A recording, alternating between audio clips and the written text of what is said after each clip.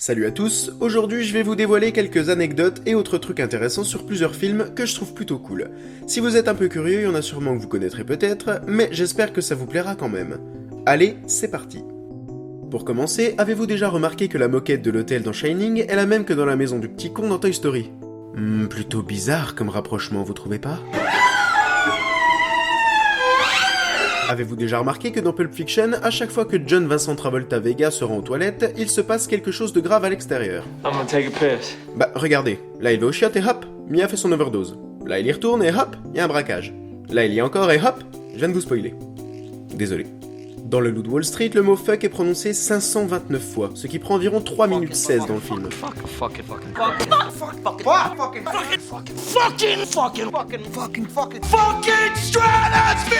On peut aussi parler du fameux humming de Matthew McConaughey, qui était à la base une technique qu'il utilisait pour se chauffer la voix. Martin Scorsese, le réalisateur, a finalement décidé de l'intégrer au film. Saviez-vous que dans 50 nuances degrés, on peut voir le... Savez-vous que le titre de film le plus long du monde est Night of the Day of the Dawn of the Son of the Bride of the Return of the Revenge of the Terror of the Attack of the Evil Mutant Alien Flesh-Eating Hellbound Zombified Living Dead Part 2 in Shocking 2D, une comédie qui parodie les films d'horreur sortis en 1991. La plupart des dinosaures dans Jurassic Park n'appartiennent en fait pas à la période du Jurassique, mais à la période du Crétacé. Dans la Cité de la Peur, on peut compter 285 traits d'humour, soit à peu près une connerie toutes les 20 secondes. Saviez-vous que le bar dans The Big Lebowski est le même que l'on peut apercevoir dans American History X, 60 secondes chrono et Reservoir Dogs?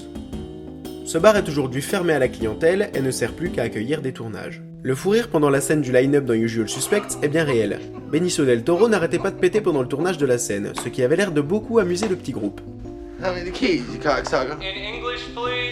Dans le film Fargo, on peut lire au début que le film est tiré d'une histoire vraie, alors qu'à la fin on peut voir que toute ressemblance avec une personne existante est purement fortuite. Saviez-vous que pour le tournage de Lord of War, Andrew Niccol, le réalisateur, avait acheté de vrais Kalachnikov car cela coûtait moins cher que des armes factices?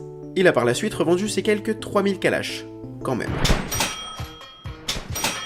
La cinquantaine de chars bien alignés, quant à eux, ont directement été loués à un vrai trafiquant. Sympa le mec.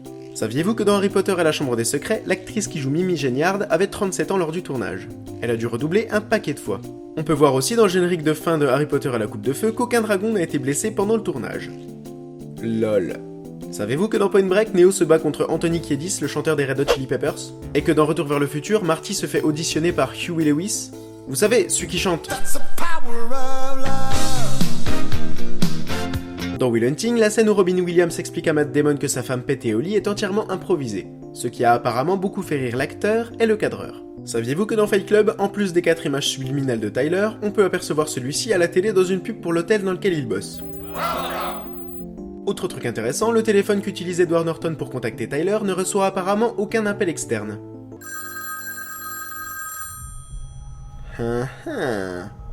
Dans Django Unchained, saviez-vous que c'est le vrai sang de Leo DiCaprio qui coule de sa main lorsqu'il tape sur la table? On peut voir qu'il frappe malencontreusement le verre qui est devant lui. Il pisse le sang et le mec reste dans le rôle. La réaction était tellement naturelle que Tarantino l'a gardé au montage. Mais quel putain d'acteur ce DiCaprio.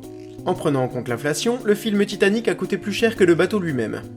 Enfin je sais, c'est un paquebot, mais c'est pareil. Avez-vous remarqué que dans le film Inception, si on prend les prénoms des personnages centraux, on obtient Dominique, Robert, James, Arthur, ou Ariane, Mallory, Saito. Une fois de plus... Dans Trainspotting, le personnage de Sick Boy voue une véritable passion pour les films de James Bond. Ce qui est drôle, c'est que Johnny Lee Miller, l'interprète de Sick Boy, est le petit-fils de Bernard Lee, dit M dans James Bond. Non, j'arrête. Enfin bref, voilà, c'est tout pour cette vidéo. Alors j'espère que je vous ai appris des trucs, merci d'avoir regardé, salut!